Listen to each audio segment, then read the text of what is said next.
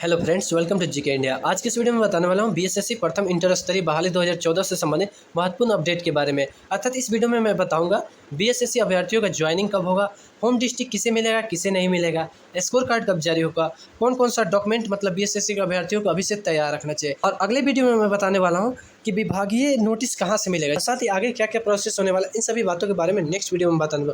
लेकिन इस वीडियो में मैं बताऊंगा ज्वाइनिंग कब होगा, होम डिस्ट्रिक्ट किसे मिलेगा, स्कोर कार्ड कब जारी होगा और कौन कौन सा डॉक्यूमेंट मतलब तैयार रखना चाहिए। इन सभी बातों के बारे में जानेंगे इस वीडियो में। लेकिन उससे पहले अगर आप चैनल पर नए हैं तो प्लीज़ चैनल को सब्सक्राइब कीजिए, बेल आइकन ऑन कर दीजिए ताकि आपको हमारे सारे वीडियो की नोटिफिकेशन सबसे पहले मिले। तो चलिए स्टार्ट करते हैं। देखिए यहाँ पे हम बिहार एसएससी के ऑफिशियल वेबसाइट पे आ चुके हैं। अब यहाँ पे आप लोगों को सवाल लेते हैं। नंबर 1 क्वेश्चन आता है कि स्कोर कार्ड कब जारी होगा। जी बहुत सारे लोग सवाल पूछते हैं। तो यहाँ पे देखिए स्कोर कार्ड थोड़ा सा तैयार करने में विभाग को समय लग रहा है, क्योंकि यहाँ पे भी पेज फंस सकता है। अगर मान लीजिए किसी व्यक्ति का यहाँ पे सिलेक्शन हुआ है और स्कोर कार्ड उसका मिस्टेक बस थोड़ा कम आ गया और कोई असफल हो गया, अर्थात जो इस परीक्षा में सफल नहीं हुआ है वो उनका स्कोर कार्ड देख ले, फिर वहीं क्या करेगा, इनके मामले को उठाकर हाई कोर्ट में लेकर पहुंच जाएगा कि इनका स्कोर कार्ड कम है फिर भी इनका सिलेक्शन हुआ है, हमारा स्कोर कार्ड इनसे अधिक तो फिर मेरा सिलेक्शन क्यों नहीं हुआ है।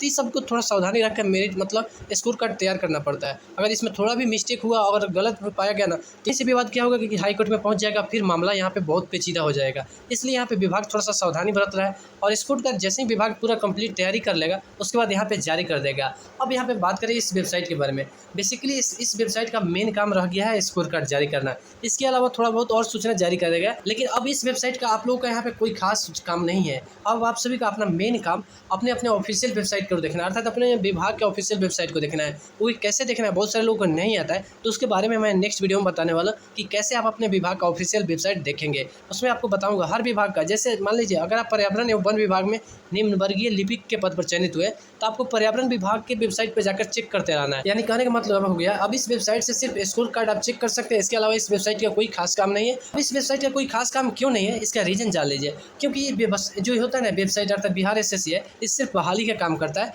अब भर्ती का जो प्रक्रिया है ना वो अपने अपने विभागीय स्तर पर होता है, अर्थात सब विभाग करेगा। इसका सिर्फ काम है भर्ती प्रोसेस अर्थात एग्जाम लेना, उसका जो टर्म एंड कंडीशन है उसको फॉलो करके यानी कंप्लीट करा देना।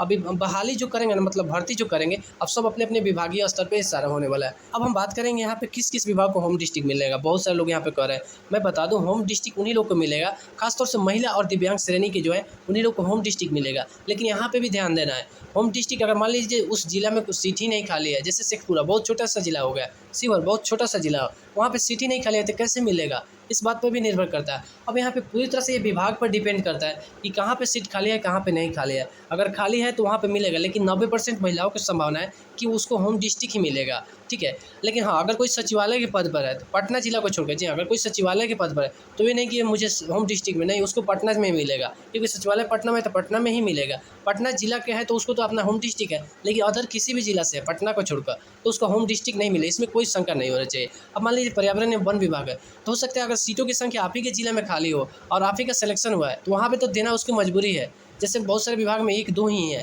ठीक है, 1-2 पोस्ट ही है और वहाँ पे हो सकता है कि आप ही के जिला में पोस्ट है और आप उसी जिला से है तो वहाँ पे तो निश्चित रूप से देगा। बात करेंगे पंचायत सचिव और राजस्व कर्मचारी के पद पर जो लोग चयनित हुए हैं क्या उनको मिलेगा। देखिए 2 से 3% लोगों को यहाँ पे 100% गारंटी है, अर्थात पंचायत सचिव और राजस्व कर्मचारी जो है या समाहरणालय बात करें 3 लोगों को 2 से 3% लोगों को यानी कन्फर्म है कि मिलेगा ही मिलेगा, क्योंकि ऐसा मिलता है।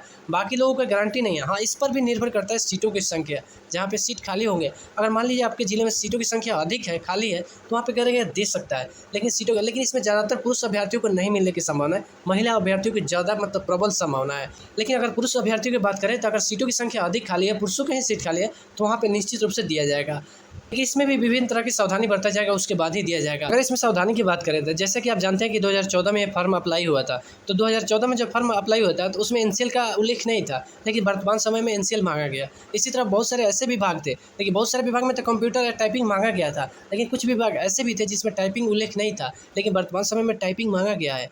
तो देखिए समय का चेंज है, क्योंकि उस समय ज़्यादातर काम मैनुअल होता था, हाथ से लिखित होता था, लेकिन जैसे ही टेक्नोलॉजी का ज़माना आ गया तब यहाँ पे क्या हो कि सबको टाइपिंग इसलिए अनिवार्य कर दिया गया ताकि यहाँ पे टाइपिंग हो जाए ना तो यहाँ पे उसको दिक्कत ना हो। इसी तरह देखिए विभाग पर निर्भर करता है कि कहाँ पे उसका पोस्ट खाली है और किस तरह से उसको चाहिए, ठीक है, उसी पर पूरा डिपेंड करता है कि कहाँ पे पोस्ट खाली। अब जैसे पंचायत सचिव का हो सकता है किसी डिस्ट्रिक्ट में अधिक सीट खाली हो, या हो सकता है किसी डिस्ट्रिक्ट में सीट ही ना खाली हो, तो जहाँ पे अधिक सीट खाली हो वहाँ पे तो निश्चित रूप से बहुत सारे लोग को होम डिस्ट्रिक्ट में मिल जाएगा। लेकिन हो सकता है उसमें भी थोड़ा सा ध्यान रखा जाएगा। और कुछ लोग ऐसे भी होते हैं कि जिसको होम प्रखंड आता है, अपना प्रखंड भी, लेकिन होम पंचायत कभी नहीं मिलेगा। ऐसा रेयर केस भी होगा कि आपको होम प्रखंड मिलेगा, ठीक है। अपने जिले का दूसरे प्रखंड मिलना निश्चित, मतलब मिल सकता है, इसमें कोई दिक्कत नहीं है। अर्थात विभिन्न तरह की सावधानियां इसमें ध्यान रख के विभाग अपने स्तर से तैयार करता है कि किसको सीटों की संख्या खाली है। लेकिन ज़्यादातर यहाँ पे पुरुष अभ्यर्थियों की बात करें, चाहे राजस्व कर्मचारी हो या पंचायत सचिव हो, उन लोगों को होम डिस्ट्रिक्ट नहीं मिलने की संभावना है। महिला अभ्यर्थियों की ज़्यादा संभावना है। अब हम बात करेंगे कि ज्वाइनिंग कब होगा। जी हाँ, बहुत सारे लोग यहाँ पे ज्वाइनिंग के बारे में पूछ रहे थे। तो देखिए, ज्वाइनिंग के बारे में अगर हम बात करें,